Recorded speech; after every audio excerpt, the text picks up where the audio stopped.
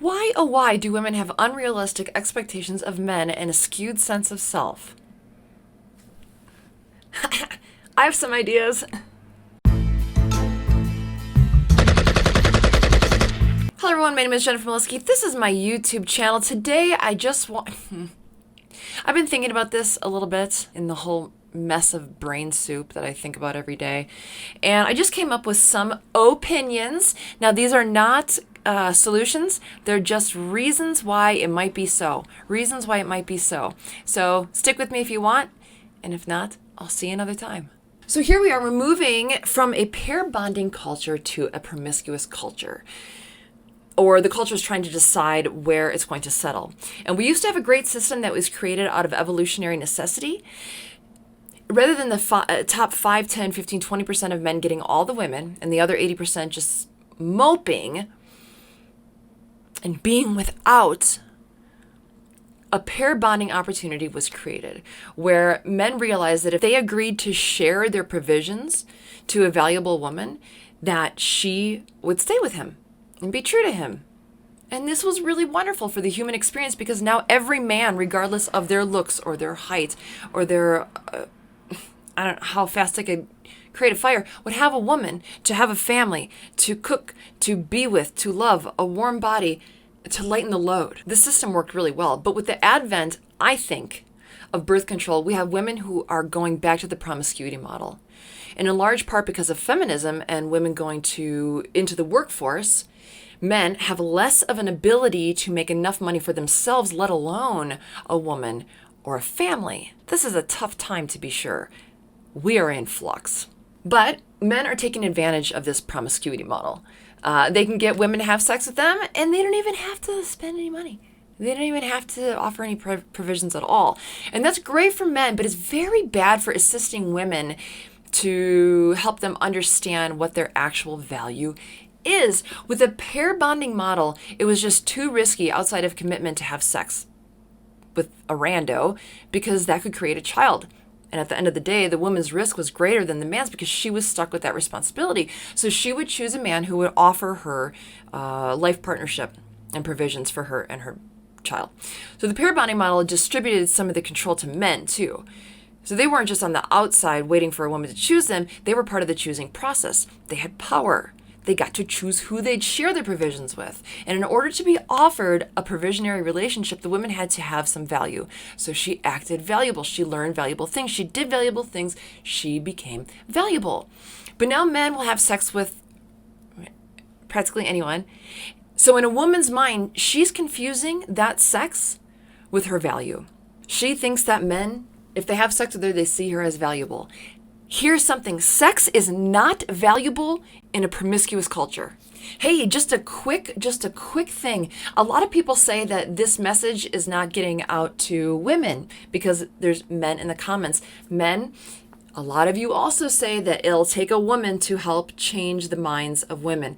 Share this video with a woman. Just share it with a woman or not. Of course, you have freedom. If you like this message, share it with a woman. Number 2, promiscuity skews the woman's idea of her value, and it also skews how she sees her beauty. Because women naturally want the best they can get, right? The top tier kind of man. Just as you probably would if you're a man listening, right? You'd rather have Giselle than me or a Chelsea Clinton doppelganger. That's normal. It's okay. I accept it. But when you have a promiscuous society and a woman who's playing in that game, she's getting multiple partners because she thinks she's so pretty. Now she has an unrealistic idea of her value and her beauty. She's starting to become spoiled. Number 3, because women are brought up in this feminist society, they tend to think that men vet women as a partner the same as they do. Many women think that the resume that they are looking for in a partner is the same resume that the man is looking for. So did you guys see the video that I was poking fun at Tomi Lahren? I was making fun of her a lot. And I'm sure she's a nice girl. That was just red pill rage, maybe. She was looking for a strong, ambitious, attractive man that had shit going on. Because that's what her and her friends were doing. That's who her and her friends were. So she thought that men of that kind of value would value her and her friends the same way that she valued a man that had those characteristics. It's not the same. It's not true. Men and women are different. Men and women are different. Women are not taught that anymore. They're being taught that we're the same. Everyone's the same. Everyone's the same. It's not true. Number 4, they watch TV. They watch TV. I can't find any scientific data to back this up, but think about the news source that people watch. They watch it every day, every day, every day, every day, and they begin to believe it. That is true, true, true. It's the same with movies and TV show. You become familiar with the character, just like if you watch me a lot, you start to become familiar with my character. You think that, well, I don't know what you think, but if I had a TV show, you might think that that's how real life is. And with feminism taking over this culture's media and being in control, and being the creators of movies and TV, women are being force-fed like gooses being fattened up for foie gras. They are force-fed this idea that life is a certain way, that women are strong and capable and can do anything and they don't need a man until they decide that they're ready for a man.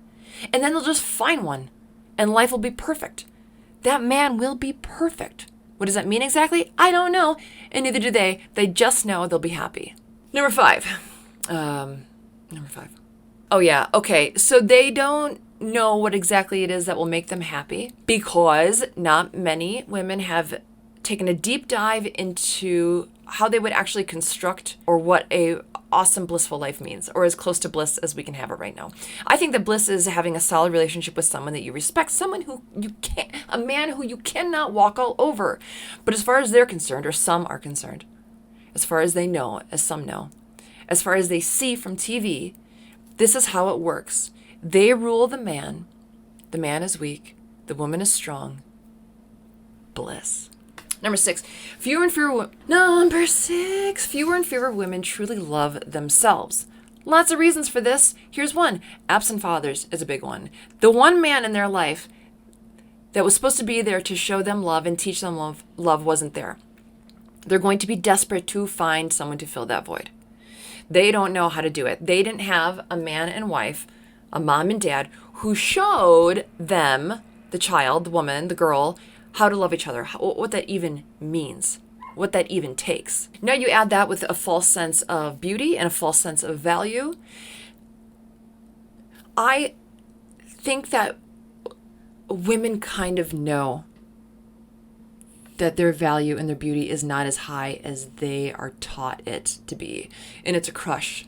It's a crush to them, but they can't, they refuse to come to terms with it until they do come to terms with it, because I think a lot of women do. But until then, they're not able to give solid love or receive solid love. For anyone watching this, there is not one man out of you who can gain the favor of a broken woman. Don't try, please. Oh, that's number 7. Have you, whether you're a man or a woman, ever asked a woman what she brings to the table? We need to be asking this of ourselves. If you're a woman, I'm a woman. I ask myself this. Ask your female friends, men out there, ask your female friends, because they're not asked it enough.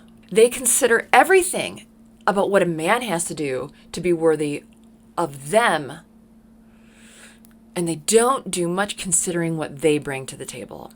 And I think if more women actually thought about some of these things and asked each other the question, then things would start to move. Things would actually change. And my last one that I have is men and women are allowing some women to think and be like this.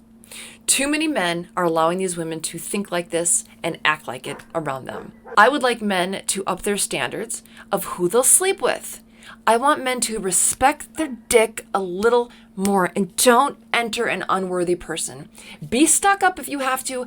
I don't care. And women, please question your female friends about what they bring to the table. Start a women's group where you learn from each other about femininity, not how to compete with men. Not a women's group, a women's goddess group that competes with men. Go back to ancient, old school feminism. No, I'm sorry, feminist. Go back to old school feminine nature. Tap into that.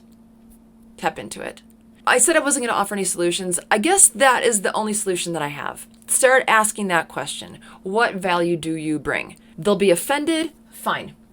They'll think about it. And once we start getting people, women, to think more deeply about who they are and what they offer and what their value would bring to a man and how that value could be matched, then we'll start creating some healthy, beautiful women in relationships, and they'll be really great for everyone. That's my call to action. Ask that question. Here's another call to action. Who's going to the Men's 21 convention? You know who's going to the men's convention? I am. I'm a go, but I'm a girl. So I would love to meet you. I would love to meet the people that are interested in my message. I don't even think you have to agree, but if you're interested, I think this convention is going to be awesome. It's this October, like soon, right? The 1st through the 4th. Okay, so you should go. I'm gonna have links in the description, so you can just click on it and then you can get your ticket. It could be so fun. Okay, everyone, that's it. Have a grand old day, and I'll see you next week. Okay? All right, bye.